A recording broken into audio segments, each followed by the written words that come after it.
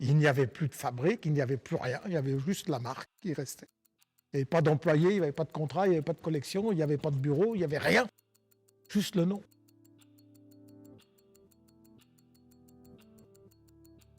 J'ai cru dans l'art horloger à un moment où on ne croyait que dans l'industrie horlogère.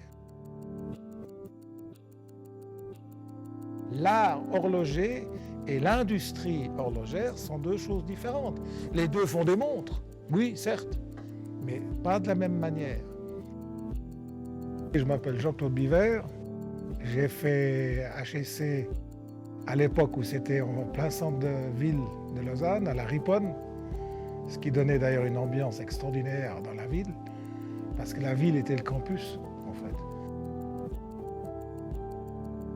J'étais quand même très fier d'être à l'Uni.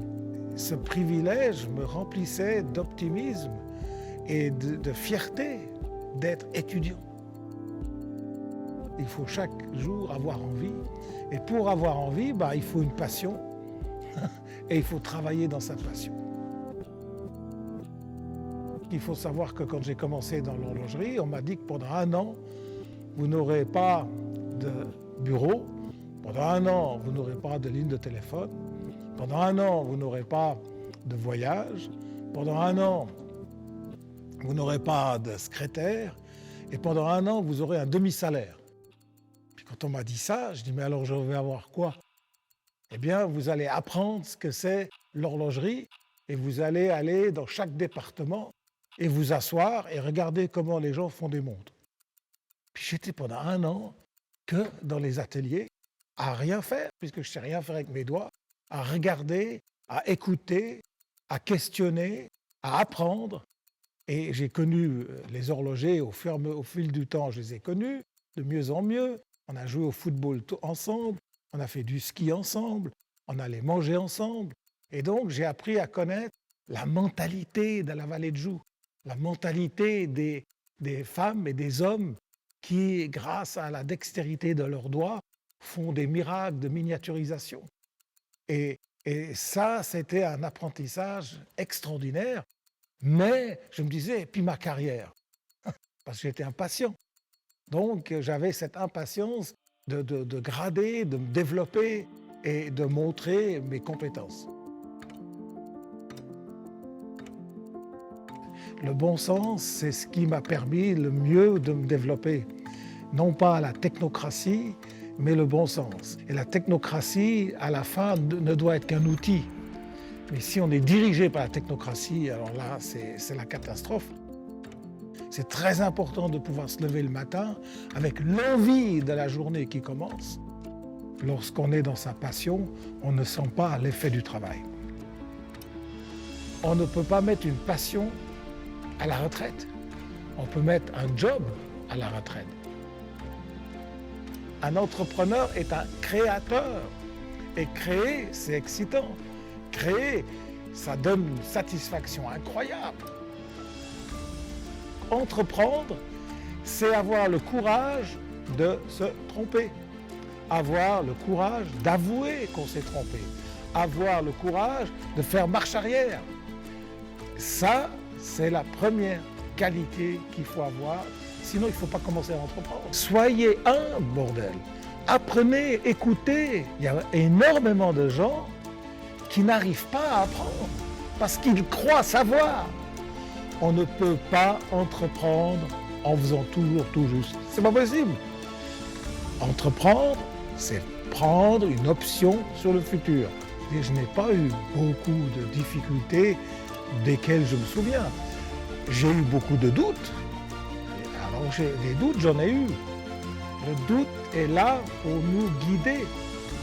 Le doute est quelque chose de positif, car grâce au doute, on double-check. Et j'ai toujours résolu le doute par l'écoute et par l'aide que j'ai reçue. On ne peut rien faire tout seul. Donc il faut s'entourer.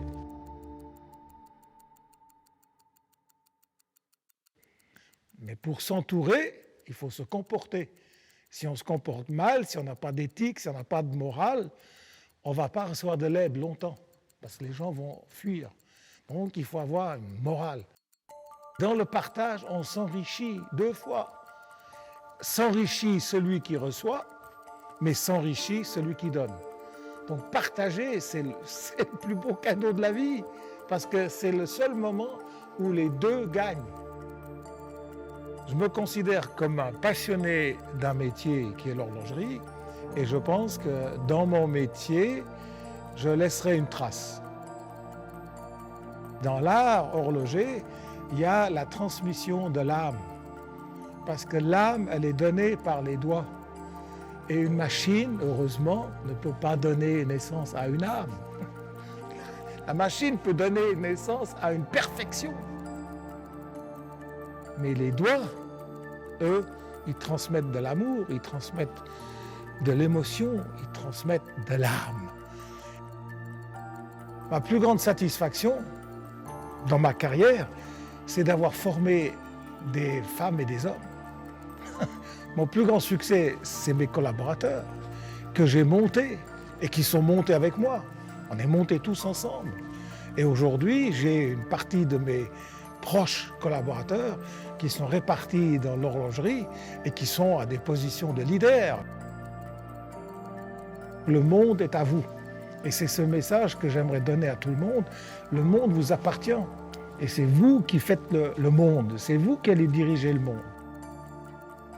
Le fait d'avoir fait des études m'a aidé à me décomplexer, m'a aidé à m'affirmer, m'a aidé à me faire une position sociale.